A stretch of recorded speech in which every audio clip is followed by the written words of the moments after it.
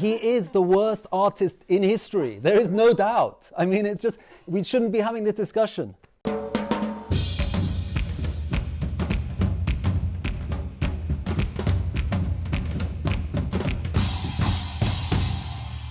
He is one of Britain's most celebrated, successful and beloved artists, and yet few know his real identity. I'm talking about Banksy, of course. This week, he has launched a new series of his works, a series of animal graffitis around the streets of London, and we're expecting more later today. But is the hype around Banksy overrated?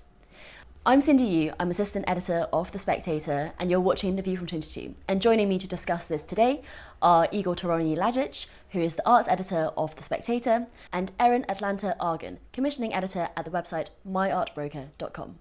So, Erin, tell us about these latest works. So since Monday this week, we've seen a swathe of new activity around London, starting with a spray-painted goat, which emerged at Kew Bridge near Richmond. We also saw the next day 2 elephants on Edith Terrace in Chelsea, followed by 3 monkeys in Brick Lane. And then whereas we thought they were going up in a sequence and we might see 4 animals yesterday, we saw the lone wolf in Peckham. And it's quite shocking that the howling wolf has already been stolen in broad daylight as well. Yeah, it's not too shocking. We did see this at the end of last year with his stop sign, which I believe was also in Peckham. Which was a stop sign with 3 military drones on it, and that was also stolen within about an hour of Banksy announcing it. So yeah, not too unexpected. Right. But Igor, as I gather, you don't think that's so much of a great loss anyway, that Banksy's might be stolen. You think that he's a bit overrated? Yeah, no, I mean, they're heroes. These people are total heroes. They're like street sweepers. It's fantastic. In fact, I encourage more people to do it. I really, it's one of the big things that we all need to do, is scrub as many Banksys off our walls as possible. Wow. They need to be defaced, they need to be torn down. They really are a kind of calumny on our nation as an aesthetic nation. I mean, if we think of ourselves as an aesthetic nation, then we shouldn't really be proud or promoting such a non-artist on in such public spaces, really. Why? What makes him a non-artist? I mean, I don't know where to start with this, but I mean, really, Charlie Booker kind of gave the definitive takedown, and this was like 18 years ago, 2006, he wrote a piece in The Guardian, and he had this line, it was like, dazzlingly clever for idiots, and that, that is the truth, and we really needn't talk about him anymore. No one takes him seriously. Nothing he does is of any substance or worth. I mean, he's a sort of, to some extent, I mean, he kind of does draw so many bad qualities. He's a kind of Michelangelo of bad art, it is just like... The reverse Michelangelo. The reverse Michelangelo. Everything is kind of horrific and stupid, So tone, colour, form, every angle that you could possibly think of it as art is sort of substandard to like such a phenomenal degree. It's kind of edges onto genius, Erin? What do you think makes him a non-artist, and what makes an artist? What makes art good in your opinion? I think fundamentally what he does is narrow our vision of the world, our sensibility and relationship to the world. And I think art is all about liberating in our senses, our capacity to see and feel and hear and touch. It's not about narrowing things down to the functional level. And what he does is essentially offer you the most basic fridge magnet affirmatory statement that is in a split second totally taken in. Everything about it, you immediately know what it's about.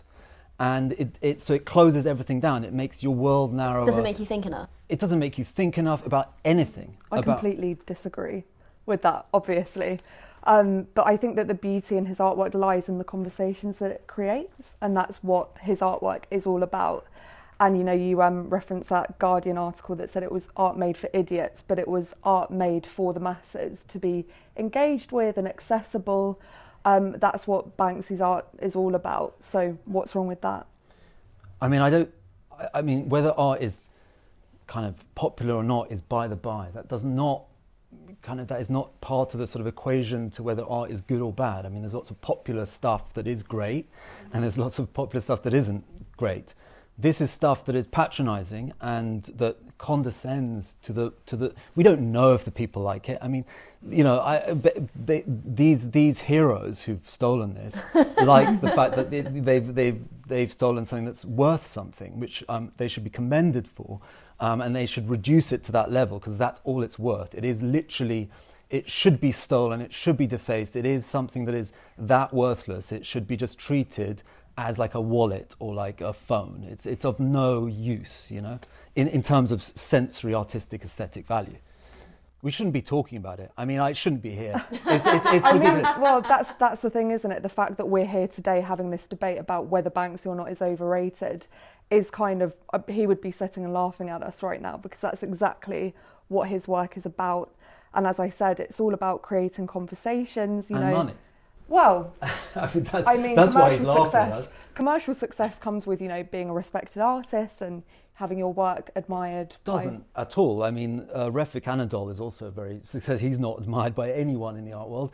What's that fucking idiot? Sorry, NFT guy, Blipper. What's he fucking called? I don't even know his bloody name. Beeple. Fuck's sake. Yeah. Okay, Beeple. You know, it's fridge magnet stuff. You know, I mean, I also, you know, I'm the arts editor of the magazine.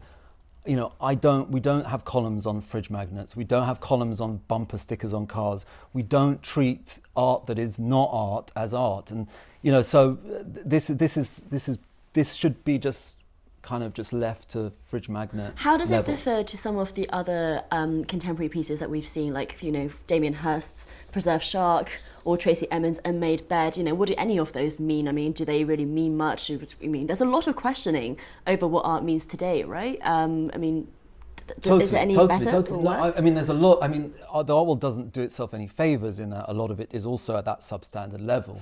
Do you think that that's substandard as well? I don't think. I mean, a lot of Damien Hirst is substandard. I think the shark thing was one of his better works. It's not he's only done about 2-3 great works. He's mainly. What makes a shark good though? Is a shark in a tank? It's not my favourite. Damien Hirst is not one that I would sort of set my stall out. There is one work by him that I would ever defend. Everything else he's done has been total crap. But and the Tracy Emin Bed I think is a good work.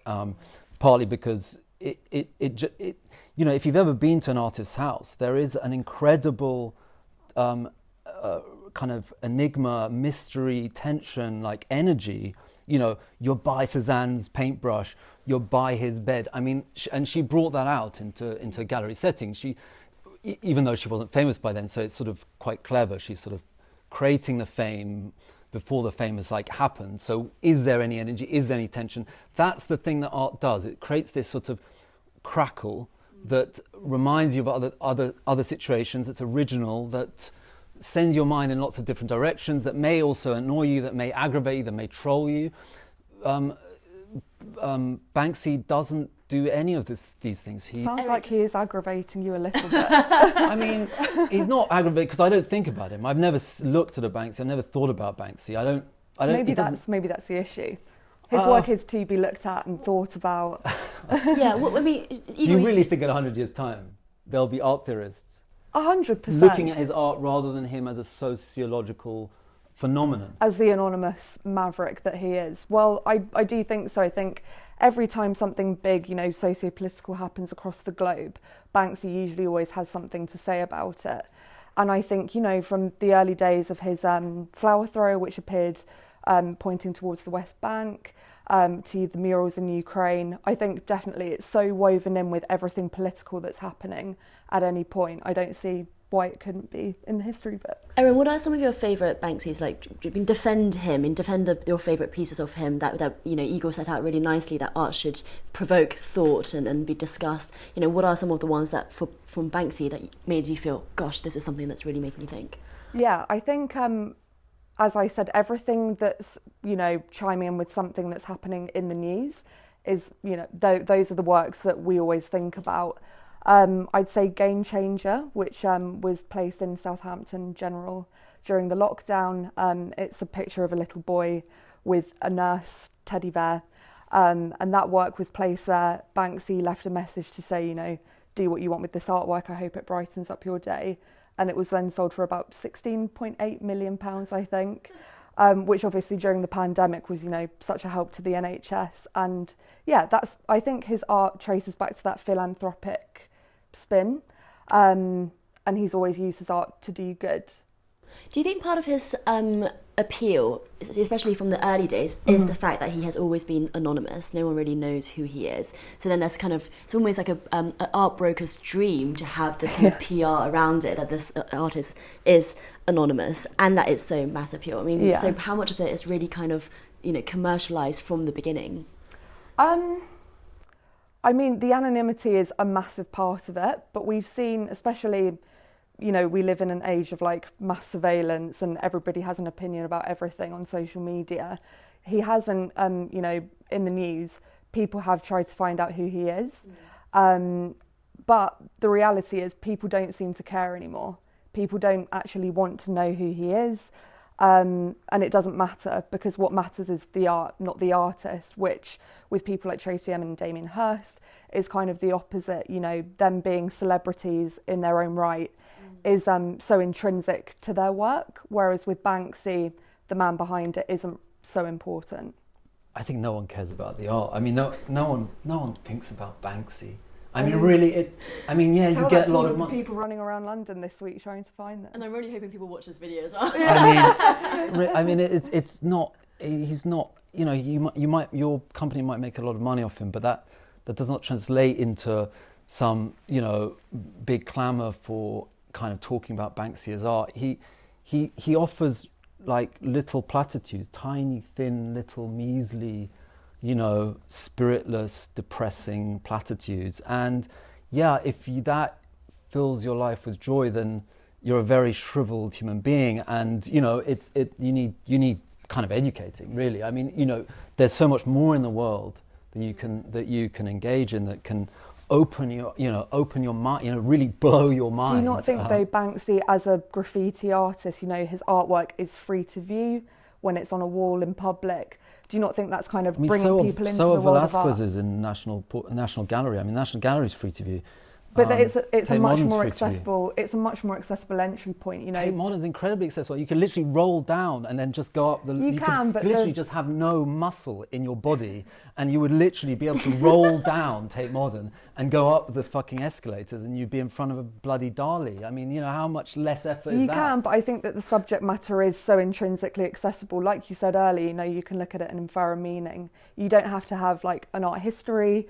Education from Oxford or Cambridge like we do to understand it and engage with it, and that's what's important. No? I don't think you need an education to understand any great art. I mean, it immediately hits you viscerally. Obviously, the distinction is stuff that hits you in a very sort of ungenerous way, and stuff that hits you in a way that you feel fulfilled and your soul feels kind of bigger as a result of seeing this work. And I just, there's no way that anyone sees a Banksy except to just go, nods. at best, Yeah. Might go, yeah, good. It's a pun.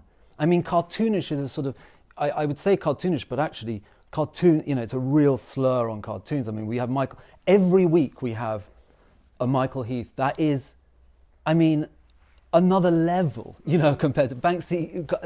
Can't touch his feet, Every day, there's Martin Rowson in The Guardian does incredible cartoons, that have so much sort of mystery and meaning and layers, and you don't know quite what they're getting at sometimes, which is part of the aim with art, is to make it sort of bigger than the thing itself. Whereas with Banksy, it really is just shutting everything down. I mean, he's an artist that, it is really depressing that he's our most famous and one of the most lucrative as well. I mean, Erin, he has admitted himself, he's talked about this French graffiti artist called Blake Lerat, who, and Banksy himself has said, every time I think I've done something original, I find that he's done it better earlier, 20 years earlier. So there's and we can see some of this French graffiti artist's work as well, and it does seem quite similar to Banksy. So how original really even is his art?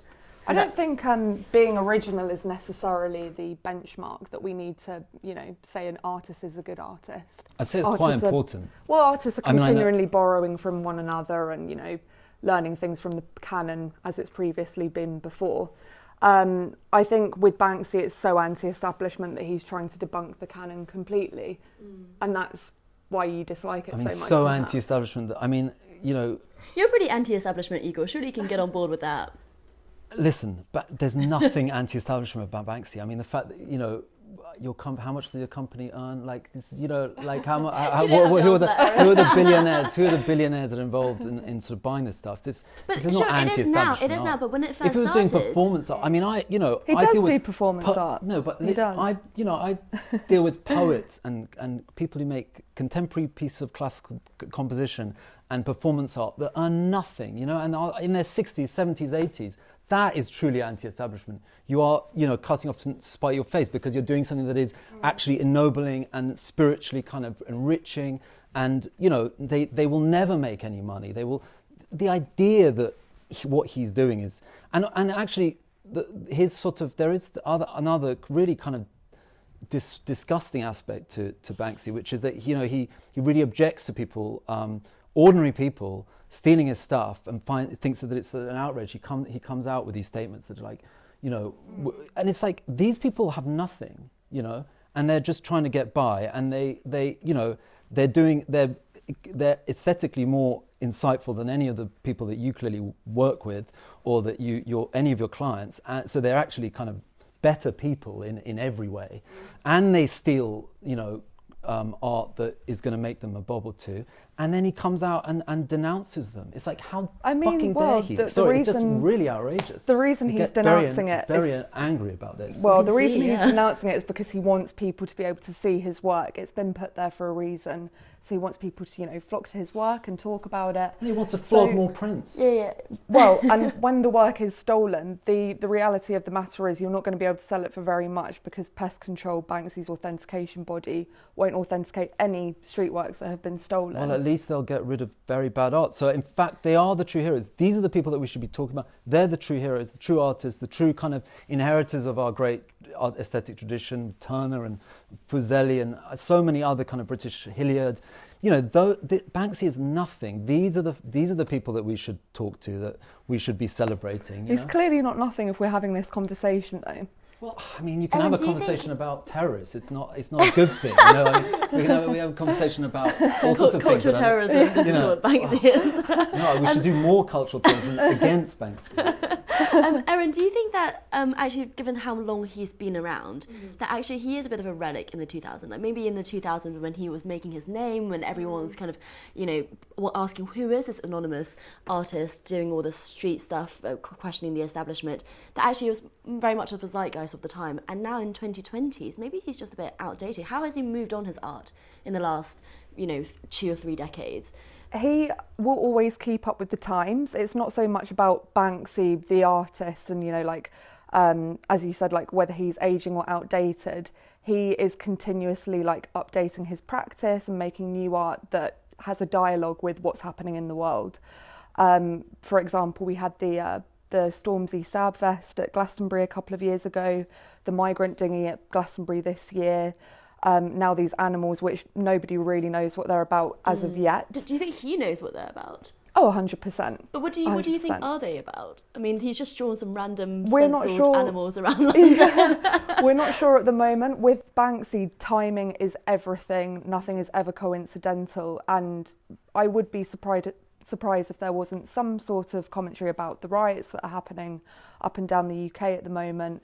He's also done a lot of work that engages with Israel-Palestine, so it could be about that, or it could be about less green space in London, if we're going with the animal theme, but nobody really knows. And that's the beauty of Banksy, is that we have so much debate, and it's up to so much interpretation. Yeah, I give in. He's a genius. He's Leonardo. Wow. We just have stenciled goats, stenciled monkeys, elephants with their trunks. I mean, it's like the most. I'm sorry. You used the word genius earlier. You've used it twice now to describe him. Sorry. Somewhat sarcastically, Igor, I think. But actually, do you think that he's actually he knows what he's doing. He's kind of laughing at us because I remember there was a time in 2007 after one of these blockbuster auctions where he sold 6 pieces for what was a really high price at the time.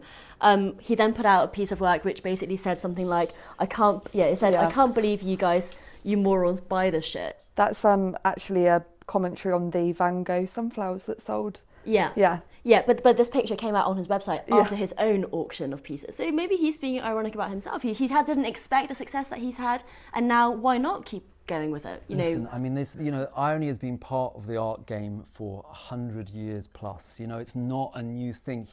This idea that it's a very easy smokescreen. I mean, a lot of conceptual artists have done things that deliberately play with originality and deliberately play with irony. And, one of the amazing artists, very funny artist, Sturtevant, would literally copy down to every last detail every Warhol.